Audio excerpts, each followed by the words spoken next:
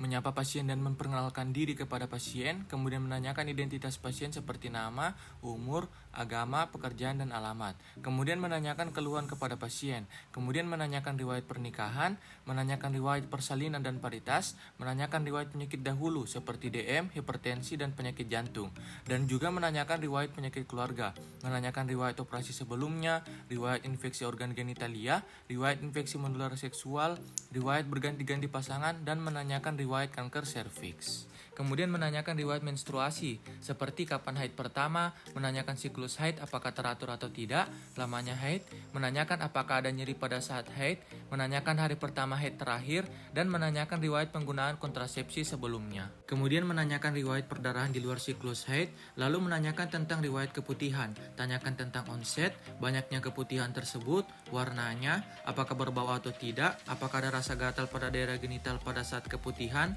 dan apakah ada rasa nyeri pada saat keputihan.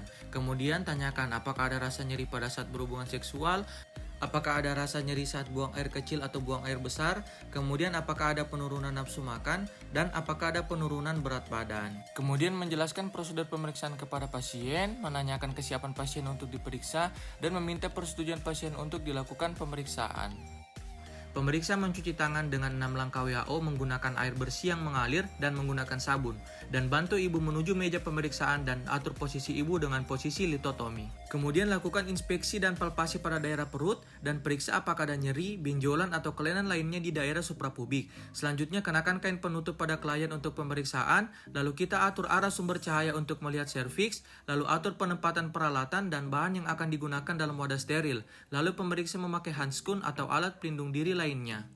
Lalu kita lakukan inspeksi pada genitalia eksterna, selanjutnya kita lakukan palpasi kelenjar Shen dan Bartolini, amati adanya nyeri atau discharge vagina. Lalu kita akan memasukkan spekulum vagina, ambil spekulum, kemudian kita beri gel lubrikasi pada spekulum. Kemudian kita masukkan spekulum dalam keadaan tertutup ke dalam vagina dengan pemegang pada sisi kanan. Lalu setelah spekulum masuk, kita putar 90 derajat hingga pemegang berada pada sisi bawah. Lalu kita buka spekulum dan atur posisi spekulum hingga porsio serviks terlihat jelas. Lalu kita kencangkan skru spekulum, lalu lakukan pemeriksaan in spekulo, periksa adanya lesi atau discharge pada vagina, dan inspeksi serviks dengan memperhatikan bentuk, warna, dan ukuran porsio. Selanjutnya keluarkan spekulum dengan hati-hati dan letakkan kembali pada tempat semula dengan tidak menyentuh peralatan lain yang belum digunakan.